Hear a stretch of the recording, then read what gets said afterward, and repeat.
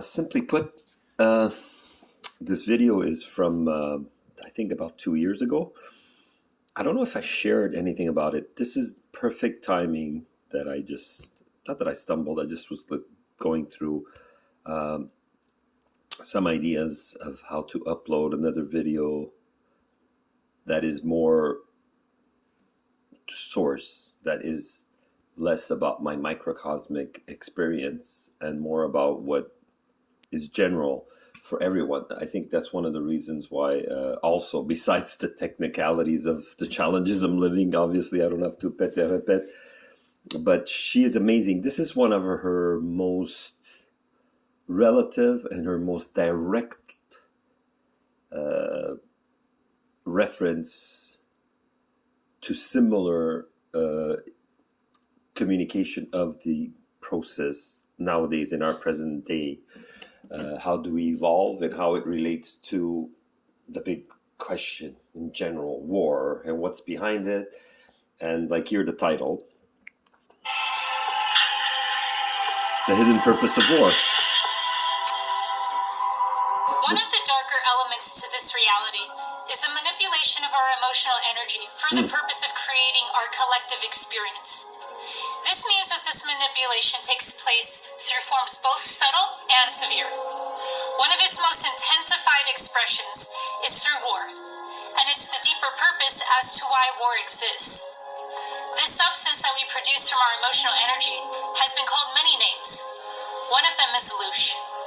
So today I will be explaining what louche is, why it's so important, and at the end of this video, I will be sharing with you how to prevent yourself from having your louche harvested so that you can become spiritually sovereign. Humans are a fractal of the multiverse. One could argue that everything is a fractal of the greater universe, and they would be right.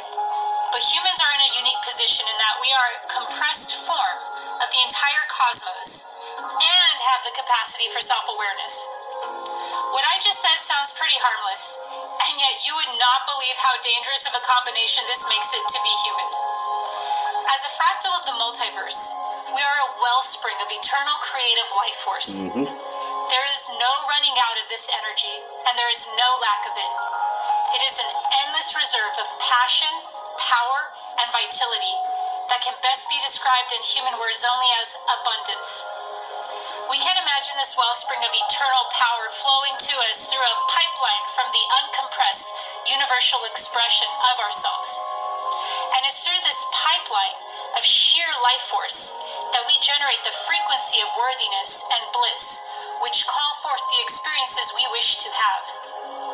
This creative energy wills itself into being through our desire. It informs the field how to materialize through our intent, and it shapes the world around us with its frequency. We can weaken this pipeline through constricting it with doubt or riddling it with holes by feeling disempowered. As much as we can direct our energy with empowerment and authoritative intent, we can also diminish it. This life force is truly the fuel that animates thought into being, and as creator beings, we can use it however we would like.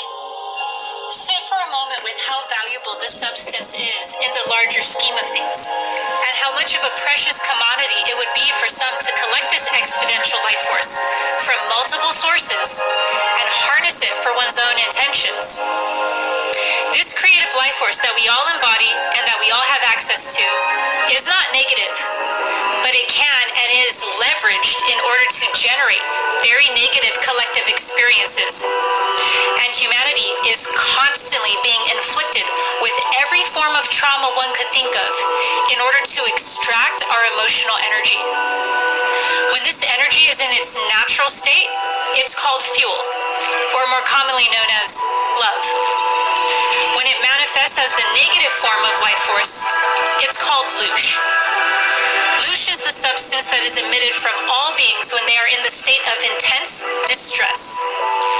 In this tarnished condition, like feeds like. The turmoil produced by louche acts as a source of nourishment for both extra-dimensional forces and their human counterparts that receive pleasure through actually inflicting trauma. This is not in the same class as energetic vampires, so if you'd like to know more exactly about energy vampires, let me know in the comments, and I'll make a video explaining that concept in depth. Humans produce suffering all on our own and without the help of outside forces. And we would also be able to solve that very same suffering as well. And we would continue this process of suffering and resolution into evolution. That's how one evolves. But when you throw into the mix that the entire system was designed from the get-go to maintain our already fractured psyche in order to better harvest us for our loosh, that puts things into a larger perspective. In this case, it could be a little bit more challenging to reach resolution once you get parasitic thought forms involved. The more a being has the ability for self-awareness, the more substantial that source of loosh is. This is because consciousness holds more life force. We innately carry more life force by being able to self-inquire, assign meaning, and discern. Consciousness itself is the carrier and director of our fuel, which is why so many belief systems prey on our consciousness. It makes for quite the buffet. There is an important precursor in order for our life force to be converted into loosh. A being, or many beings, have to be in the state of fight or flight, and they need to have a strong negative belief plus a strong negative emotion. There are numerous ways that intense distress that creates loosh can manifest. Violence, fear, grief, pain, rage, depression, loneliness, submitting to pathological institutions, and panic, to name a few. Separating people intentionally so that they long for one another also generates a lot of loosh. The adrenaline that floods into our system, the overwhelm of being in fight or flight that short-circuits the body-mind, creating disconnection.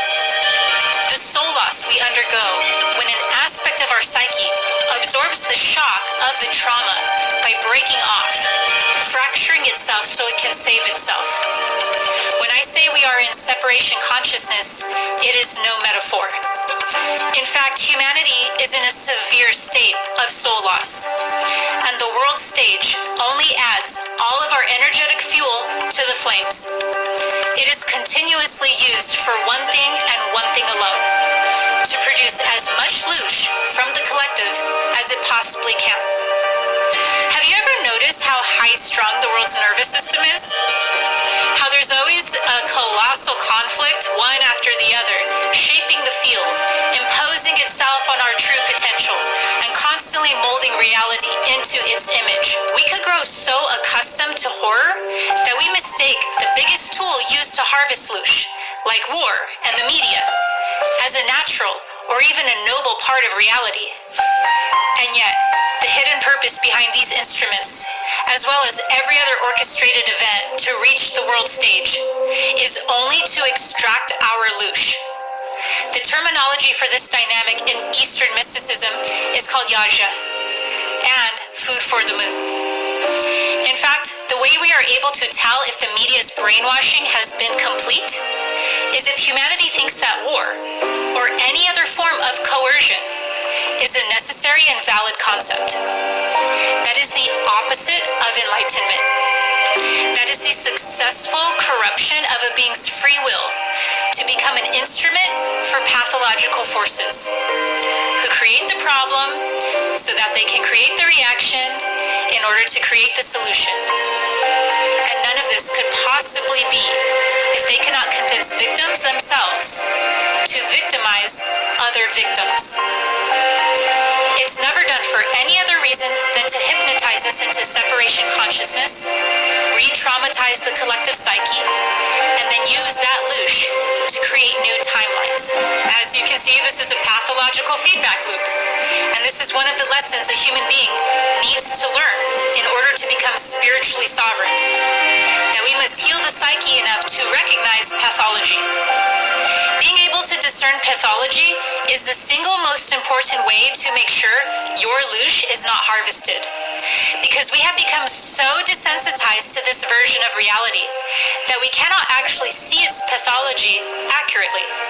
And so we keep feeding our power and our life force into the system or to controlled opposition that are all going back into the feedback loop of sending our loosh. So the way that you become spiritually sovereign is to first identify pathological behavior, which is so much easier said than done. And the second step is to develop emotional intelligence. Because in truth, if humanity was not emotionally stunted, we would easily be able to identify pathological behavior and the forces that are wielding it. And by identifying all of the different forms that pathology disguises itself as, we would no longer continue to be manipulated by it. Because of the way that this universe is set up, humanity may not be where this dilemma of loosh originated, but the only way to resolve it is through integrating the psyche, so that our creative life force is no longer continuously being hijacked. This is done by becoming trauma-informed and healing the inner schisms in our mental and emotional bodies. Creating a trauma-informed collective is the only way to break this negative feedback loop that we are in. This doesn't mean we ignore the outside world and don't do anything about it, but how will we be able to know what our personal form of service to the external will be if we were straight up wounded? No one can tell you what that service will look like except yourself. In order to create a timeline that is prosperous and optimal, we would need to heal the severe state of soul loss that we are currently in. Treating ourselves and the world like we are in a significant state of soul loss may sound bleak, but it's actually super liberating because now we have the context that can actually shift this paradigm. It's important to make the distinction here between having negative emotions and emitting loosh. It is entirely normal to have negative emotions. They're a part of this experience and they are not unnatural by any means. However, when you become intimate with your negative emotions, and when you know their name, and you allow them to be fully felt and received, and can hold space for them, this is the complete opposite of loosh. This is alchemy.